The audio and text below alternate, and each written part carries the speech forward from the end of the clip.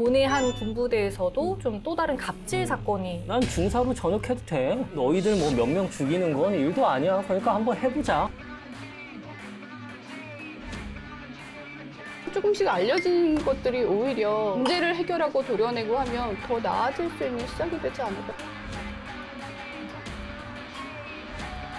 선생님이 두발 단속하고 하는 게 그냥 당연하다고 생각을 했던 것 같아요. 비밀대 갖다 대고 이 길이를 넘어서라도 잘라야 한다. 선생님들이 바로 잡아주는 그런 창 교육을 실천해 주셔야 되는데 잘하겠지, 알아서 하겠지, 방임이 돼버리는 상황까지 가지 않을까.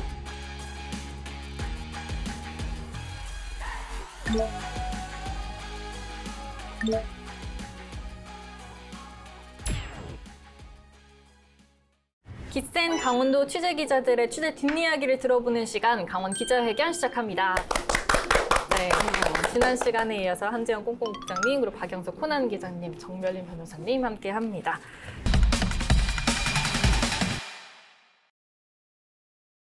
도내 사건 사고 이야기를 좀 해보려고 하는데요. 이 군부대 성추행 사건 여파가 좀 가시기도 전에 도내 한 군부대에서도 좀 또 다른 갑질 사건이 일어났다고 합니다. 좀 어떤 내용일까요?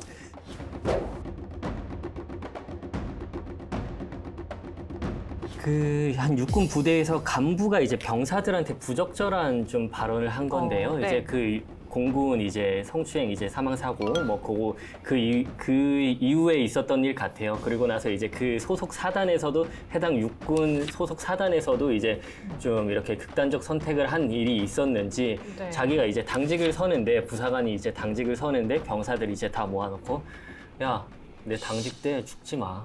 여기 좀 따라해도 되나요? 리얼하게 뭔가 좀 내 당직 때 죽지 마. 리얼한 것 같은데. 너네만 손해야. 내 당직 때 죽지 마. 나는 그리고 내 당직 때 아프지도 마. 귀찮게 하면 내가 악마가 될 수 있지 않겠니? 네. 뭐 이러고 내가 너희 부모도 아니고 이거는 좀 순화한 표현인데 왜 이렇게 애처럼 구냐. 내 당직 때마다 아주 그냥 개가 개장수 보듯이 오줌을 지리게 해주냐 뭐 라고 하는 게 기본이다. 네. 기본이고 이게 제보자의 말에 따르면 저희 이걸 기사에는 솔직히 다 넣지는 않았어요. 좀 수위가 센 발언들이 있어가지고. 네. 근데 이게 기본이고 본인은 이제 나는 마음의 편지 너희들이 쓰는 것도 하나도 안 무섭고 난 중사로 전역해도 돼. 그 대신 너희들 뭐 몇 명 죽이는 건 일도 아니야. 그러니까 한번 해보자. 뭐 이런 식으로 이제 발언을 하고 뭐 부대에 관련한 이제 뭐 그런 뒷이야기 뭐 그런 것들 뭐 그런 좀 막말을 좀 일삼은 사건이었는데 네. 그 이전에도 어떤 또 육군 또 부대에서는 또 초급 장교가 병사들이 협박하고 선배 장교들한테 하극상 그러니까 뭐 우리 할아버지가 하나의 소속이다. 그 하나이라는 게 아마 저기 뭐 군사 쿠데타 군대 내 사조직인데 비밀 조직처럼 그런 조직이었을 텐데 뭐 아마 군사 쿠데타도 뭐 그런 기반이 됐던 조직 같은데 아무튼 그런 우리 할아버지가 하나의 소속이야 이러면서 그냥 뭐 배째라는 식으로 했던 것 같은데 뭐 그런 사건들도 좀 있었고요. 보니까는 이게 아직도 군대 내에 이런 좀 구악 이런 것들이 좀 남아 있더라고요. 네. 그럼 지금 이 사건은 좀 어떻게 진행이 되고 있을까요? 요새 이제 예전 같았으면은 군 사건 사고들이 저희가 뭐 잘 파악이 되지 않아서 못 쓰고 넘어간 것들이 굉장히 많았을 텐데 요즘에는 이제 병사들이 다 이제 일과 시간 외에는 휴대전화를 쓰잖아요. 네. 그러다 보니까는 그 휴대전화를 통해서 SNS로 제보를 많이 하는데 육군 훈련소 대신 전해드립니다라는 페이지를 통해서 육대전이라고. 굉장히 그때 그때 급식 부실 네. 사건도 거기서 터진 거거든요. 그러다 보니까 거기 이 제보 내용들도 다 이 육군 훈련소 대신 전해드립니다. 육대전이라고 줄여서 육대전에 올라왔던 것들인데, 그러니까 군 간부들도 다 육대전만 쳐다보고 있다는 거예요. 하루 내. 육대전만 쳐다보고 만약에 뭐가 올라왔다 그러면은 바로 그냥 야 그거 어떻게 된 거냐 해가지고 예전 같았으면 저희 기자들이 취재하려고 해도 저희가 그냥 알아서 잘 처리하고 있어요 하거나 이렇게 그냥 어차피 우리 얘기 안 하면 모르니까 묻어가는 경우가 많았는데 지금 이 사건 같은 경우에는 막말한 부사관 같은 경우에는 지금 뭐 정확한 사실관계를 좀 조사 중에 있고 실제로 현재까지 확인했을 때는 일부 부적절한 발언이 있었던 사실이 좀 확인이 됐다고 하니까 어떤 형식이든 뭐 징계를 좀 피할 수가 없겠죠. 그 육대전 보면은 그렇게 제보가 올라오면 또 바로 그 군에서 입장이 또 같이 나오더라고요. 그동안은 쉬쉬했던 게 그게 그런 SNS가 좀 긍정적인 효과가 그러니까 있는 것 같아요. 저희가 군부대 전화하잖아요. 그래도 네. 6대 전에 그 올라온 그 해명하고 똑같은 얘기를 해요. 그러니까 네. 전화를 할까 말까 가끔 뭐 그런 생각도 들고. 그게 해명 예. 창구가 예. 오늘의 신문고 같은 예, 이제 신문고 뭐 역할을 하면서도 하고 있는, 거기에 대한 또 입장까지 다 올려버리니까 어떻게 보면 저희가 입장 듣는 거는 기자들이 해야 될 일 같은데 이분이 6대전 운영자께서 다 하시니까 네. 뭐 어떻게 보면 좀 편하기도 하고 어떻게 보면 좀 시원섭섭하더라고요. 또 우리도 좀 전화해서 좀 얘기도 듣고 싶은데 또 여기 다 얘기했다고 하니까. 예. 지난번에는 강득유 변호사님 출연해가지고 이 국방부 사법 시스템에 대해서 좀 이야기를 했는데 이번 사건도 이렇게 조사가 좀 진행 제대로 될지가 의문이기도 합니다. 그래서 변호사님께서는 이번 사건 어떻게 보시나요? 저도 신문 기사를 통해서 확인한 거는 일단 제보자를 보호하기 위해서 즉각 분리 조치한 네. 이후에 이제 추가 조사를 진행하고 있다까지 확인을 했고요. 만약에 이제 말씀하신 대로 조금 사실관계가 확인이 돼서 막말, 갑질 확인이 되면 이제 이 해당 사람은 품위 유지 의무 위반으로 이제 군 행정적으로 이제 징계 처분을 받게 될 거고요. 이게 더 나아가서 무슨 협박을 했다든지 네. 아니면 그 모욕을 했다든지 그런 사실관계가 확인이 되면 군 형법에 의해서 형사처벌도 충분히 가능한 상황입니다. 그리고 지금 이제 제보자를 좀 보호를 해줘야 될 것 같아요. 네. 근데 이렇게 제보를 안 하면 여론이 묻히고 알 수가 없고 수면으로 드러나지 않기 때문에 근데 제보자들이 제일 두려워하는 게 이제 보복, 자기의 신분이 드러나는 것, 불이익, 어떠한 불이익 그런 거 되게 걱정하시는데 요즘에는 그 공익신고자 보호 제도가 잘 운영이 되고 있어요. 그래서 자기 이제 제보할 때 익명으로 다 처리를 해서 그 사람 드러나지 않게 하고 만약에 혹시라도 무슨 사유로 해서 드러났을 경우에 공익신고를 이유로 해서 이제 행정상, 신분상 불이익을 주지 못하도록 하고 있고 이거를 또 위반하면 형사처벌까지도 받을 수 있게 이제 조치를 했고 또 제보자 보호 안에서 나중에 제2차 가해가 드러났다는 게 또 6대전이라든지 네. 또 문제가 되면 또 더 큰 문제가 발생하기 때문에 요즘은 제보자 보호에 각별히 신경을 쓰고 있더라고요.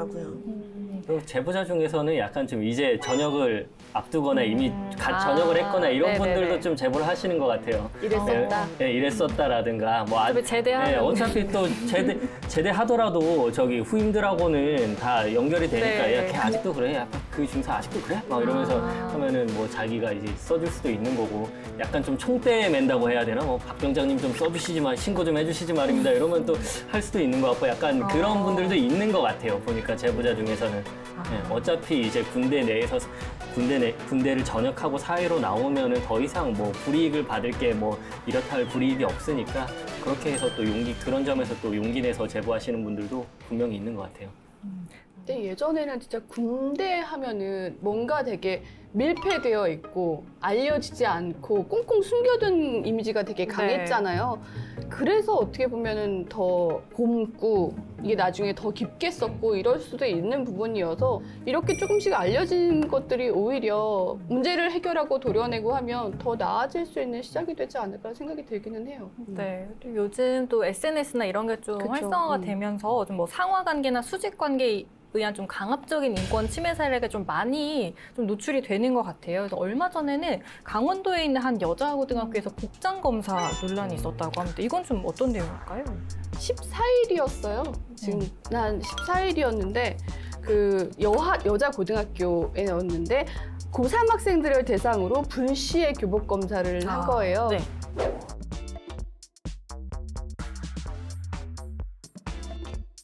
근데 일부 선생님들이 이 여학생들을 책상 의자 위로 올라가게 한 다음에 길이를 잰다는 이유로 약간 치마를 들추기도 하고 뭐 이런 행동들을 좀 했었대요. 그러니까 네. 상식적으로 저도 잘 이해가 안 가는데 이제 그 사건이 논란이 막 커지고 나면서 해당 교사들은 학생 3명 정도였던 것 같은데 학생들한테 사과를 했대요. 뭐 이렇게 잘못을 했다 사과는 했는데 이미 이제 논란이 되면서 시민단체들부터 지역사회는 들끓기 시작했죠. 이건 뭐 인권 침해이고 시대착오적인 뭐 행태였다라는 게 논란이 이제 확산이 됐고 교육청도 이제 이 문제를 그냥 뭐 간과하고 넘어갈 수는 없으니까 600여 개에 있는 도내 학교에 대한 전수조사, 네, 이런 이제 생활 규정 속에 인권 침해라든가 이런 성 문제에 관련된 문제들이 있는 거에 대해서 전수조사를 하겠다라고 지금 나서고 있는 상황입니다. 저는 학교 다니실 때 어떠셨어요? 저는 학교 고등학교가 귀밑 5cm 두발 규정이 있었거든요. 그래서 가끔씩 선생님이 분필로 막 검사를 하시고 그랬어요. 귀 밑에 갖다 대고 이 길이를 넘어서면 너 잘라야 한다. 막 이런 경우들이 좀 있었는데 같은 세대예요. 진짜 나이가 이렇게 네, 그래서 귀밑 5cm 규정이 있었습니다. 근데 교복도 약간 생활한복처럼 생겼거든요. 좀 특이하게 생겼는데 거기에 이제 귀밑 5cm 하고 다녔었죠.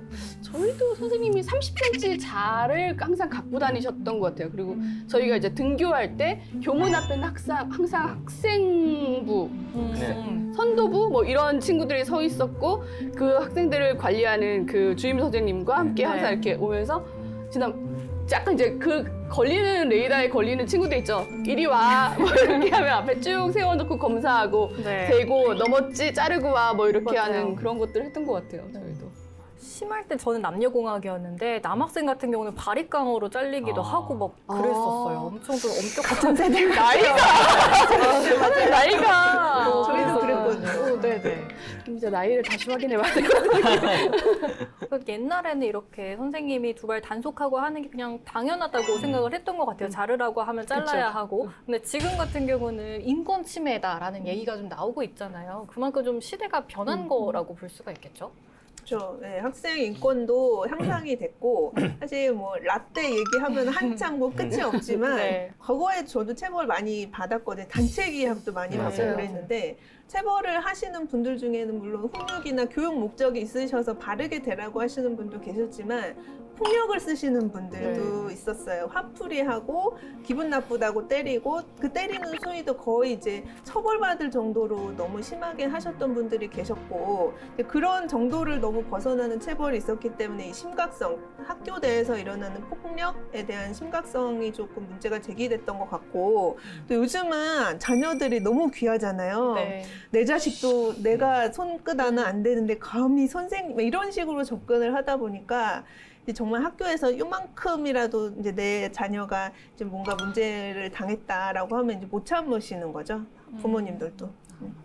지금 그 민병희 교육감이 원래 학생 인권 조례를 교육 그 공약으로 내세웠었잖아요. 근데 뭐 보수 그 교육계 쪽에서 여러 번 반대가 있어서 한 번도 이제 통과를 하지 못했다고 들었어요. 그래서 그 반대하는 여론을 보면 아직까지 미성숙한 청소년들이고 이런 청소년들에게 권리를 너무 부여를 하면 학생과 교직원 간의 갈등이 우려되고 또 교사의 인권이 침해가 될 수도 있다. 뭐 이런 반응들이 있더라고요. 그러니까 흔히 말하는 옛날 어른들의 여전한 생각이 아닐까 이런 생각이 꼰대 마인드죠, 그러니까. 네. 어떻게 생각하시는지 아직도 이런 시각이 좀 먹히는 시대일까요?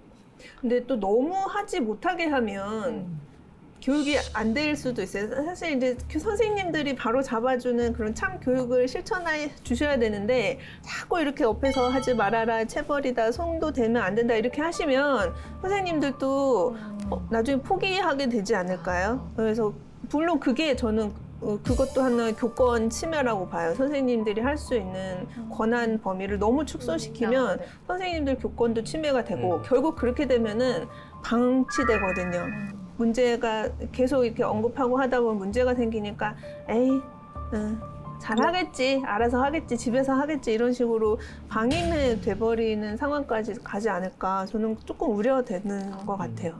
네, 그러니까 뭐 적당한 수준의 그 뭐 규제라고 해야 될까요? 그 적당한 수준의 뭔가는 있어야 될 것 같다는 생각은 들기는 듭니다. 뭐 저는 약간 조금 그런 게 예전에 저희 때는 한 반이 막 50명 막 아니면 60명. 그렇죠. 차마 놀리기 쉽지 않아요. 오전반, 오후반. 교실이 포화가 돼서 오전 수업을 하고 오후 수업을 하는 반도 있고 막 이랬어요. 그때 그러니까 선생님이 한 명이 정말 너무 많은 아이들을 책임져야 했기 때문에 일일이 다 이 아이들을 맞춤으로 해야 할 수 없어서 뭐 가끔은 사랑의 매라는 그런 명목으로 하기도 했었지만 이제는 점점 줄어들고 있잖아요. 그리고 사회적으로도 그 인원수를 점점 더 줄여야 된다라는 인식이 되어가고 있으니까 뭐 어떤 체벌이라든가 이런 것보다는 이 아이들을 맞춤형으로 이렇게 좀 더 케어해 줄 수 있는 그런 시대가 다가오고 있고 또 그렇게 변해가고 있기 때문에 어떻게 보면 아이들의 인권에 대한 생각 아니면 훈육 이런 것들이 굳이 뭐 체벌이라든가 뭐 이런 게 아니어도 충분히 가능하게 되지 않을까라고 생각이 들어요. 네, 그래서 이런 시대 흐름에 맞춰서 교육계에서도 조금씩 변화를 하려고 움직임을 보이고 있다고 해요. 그래서 먼저 좀 중고등학교 교가 다니실 때 교가 기억나시나요?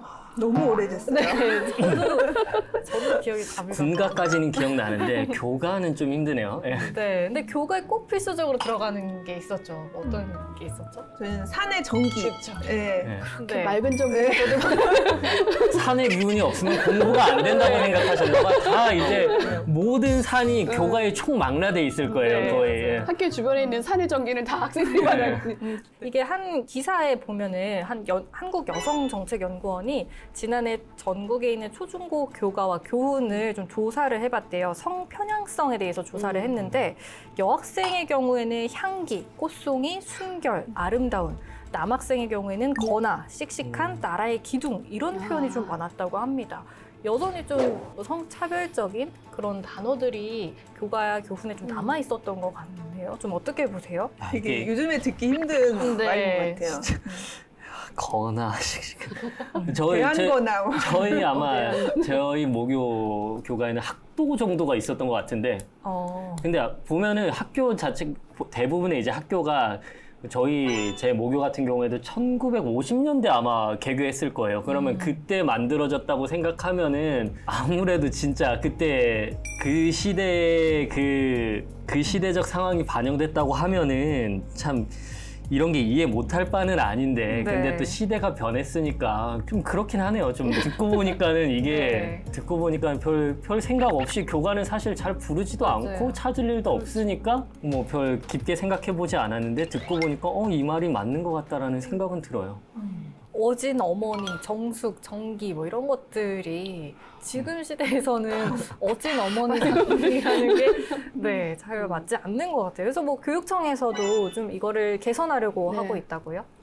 지금 강원도 교육청이 그런 저희가 계속 얘기한 이런 성차별적인 요소들이 지금 뭐 교가라든가 교훈에도 너무 많이 있다는 생각이 들어서 네. 우리 학교 교가 교훈 돌아보기라는 지금 그런 걸 추진하고 있어요. 그래서 뭐 말씀해 주신 대로 순결, 뭐 자애, 거나, 정기 등 이런 단어들이 많이 들어가 있는 것들은 이제 성차별 요소가 있다고 좀 파악을 하고 있어서 전문가 팀을 구성을 해서 지금 성차별적인 요소를 점검하는 기준안을 마련을 하려고 해요. 그래서 그거를 아마 뭐 다음 달 정도까지 각 학교에 기준안에 대해서 배포를 한 다음에 그거를 학교 뭐 자체위 아니면 뭐 동문회 뭐 학생 전체 뭐 운영위원회들 모여서 자율적으로 수정을 할 수 있게 그런 네. 지침을 내려주고 그걸 아마 이제 11월 정도까지 해서 수정을 하고 보완할 수 있게 그런 정책들을 추진하고 있는 상황인 것 같습니다.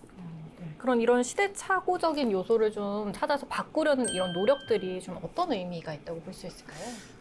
지금 이제 보편적인 요즘에 많이 이제 되고 있죠. 사실 이제 법조계에서도 이런 움직임이 꽤 오래전부터 있었어요. 네. 사실 정조의 의무.